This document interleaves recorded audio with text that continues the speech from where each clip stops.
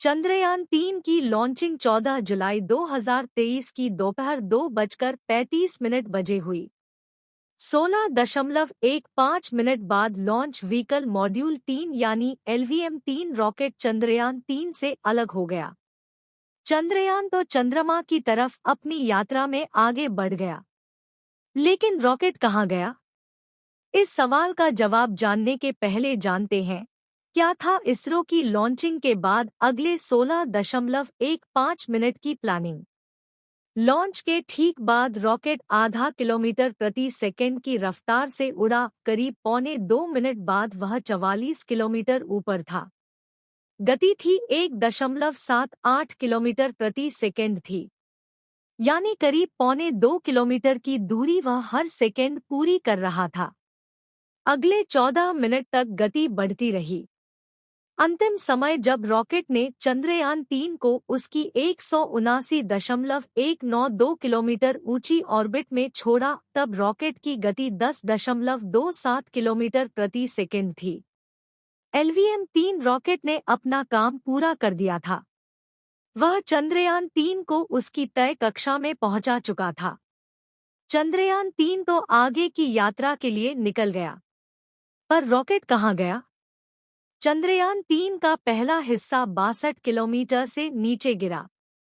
चंद्रयान-3 को ले जाने वाले रॉकेट का पहला हिस्सा जो धरती पर गिरा, वो है उस रॉकेट के निचले हिस्से में किनारों की तरफ लगे स्ट्रैप-ऑन। इसे इसरो ने नाम दिया था S-200। ये रॉकेट से करीब 2 मिनट 7 सेकेंड के बाद 62.17 किलोमीटर पर अलग हुए। उस समय तक रॉकेट मुड़ना शुरू करता है। स्ट्रैप-ऑन की लंबाई 26.22 मीटर होती है। आप रॉकेट के लॉन्च वीडियो में इनको अलग होते देख सकते हैं। ये हिस्सा कारमान लाइन के नीचे रॉकेट से अलग हुआ है, यानी 100 किलोमीटर ऊंचाई से नीचे। इसके मायने ये होते हैं कि स्ट्रैप-ऑन्स बंगाल की खाड़ी में ही कहीं गिरे होंगे, जिन्हें जल्द ही नौसेना या भारतीय तटरक्षक बल खोज लेगी। दूसरे हिस्से का सेपरेशन हुआ 114 किलोमीटर ऊपर। ये रॉकेट का सबसे ऊपरी हिस्सा होता है, जिसके अंदर चंद्रयान-3 रखा था। इसे कहते हैं पेलोड फेयरिंग PLF सेपरेशन। यानी अब चंद्रयान-3 रॉकेट के कोर स्टेज L-110 के साथ अंतरिक्ष की यात्रा कर रहा है, लेकिन उसके ऊपर हीट शील्ड की कवरेज नहीं है। यह 114 किलोमीटर ऊपर अलग हुआ, यानी कारमान लाइन से ऊपर अंतरिक्ष में। वहां पर ग्रेविटी का असर कम होता है। असल में जीरो ग्रेविटी होती है। चीजें अंतरिक्ष में तैरती रहती है। वो बाद में धीरे धीरे धरती की ग्रेविटी में फंसकर वायुमंडल पार करके धरती पर किसी जगह गिरती है। वैसे वायुमंडल पार करते ही आधे से ज्यादा ये जलकर खाक हो चुकी होती है। तीसरा हिस्सा कोर इंजन 175 किलोमीटर ऊपर अलग हुआ। ये रॉकेट का लिक्विड स्टेज इंजन है, जिसे L-110 कहते हैं। यह रॉकेट का मुख्य इंजन है। इसने चंद्रयान-3 को 175 किलोमीटर की ऊंचाई पर पहुंचाकर छोड़ दिया। इस समय रॉकेट को लॉन्च हुए करीब 5 मिनट हो चुके थे। वह अब अंतरिक्ष में तैर रहा है। कुछ समय बाद वह धरती की ग्रेविटी में आकर जमीन पर गिरेगा। चौथा हिस्सा यानी क्रायोजेनिक इंजन।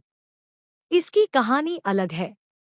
क्रायोजेनिक इंजन यानी C-25 पहले चंद्रयान-3 को 176.57 किलोमीटर की ऊंचाई पर ले जाता है, फिर उसे वापस 174.69 किलोमीटर की ऊंचाई पर नीचे लाता है।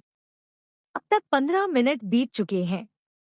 यहीं पर क्रायोजेनिक इंजन बंद होता है, लेकिन जिस गति से वह जा रहा था, उससे वह 5 किलोमीटर और ऊपर चला जाता है।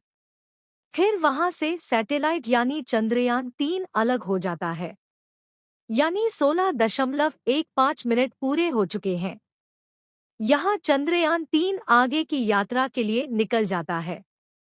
इसरो वैज्ञानिक उसकी कक्षा को सेट करने के लिए यान का इंजन यानी थ्रस्टर्स चालू करते हैं, लेकिन क्रायोजेनिक इंजन पीछे अंतरिक्ष के वैक्यूम में तैरता रहता है, उसी गति में जिस गति में उसने चंद्रयान-3 को छोड़ा था। अब यह हिस्सा अंतरिक्ष में है, इसे आने में थोड़ा समय लगेगा। इसरो वैज्ञानिक और दुनिया भर के साइंटिस्ट किसी भी रॉकेट लॉन्च के बाद उसके हिस्से पर नजर रखते हैं। रॉकेट के हिस्सों पर नजर रखने का फायदा ये होता है कि वह कब और कहां गिरेगा, इसकी भविष्यवाणी की जा सके, ताकि जब रॉकेट के हिस्से जो अंतरिक्ष में हैं, वो वायुमंडल पार करके नीचे आएं तो किसी को नुकसान हो, ये किसी के घर, किसी विमान, जहाज या आबादी वाले इलाके में न गिरे।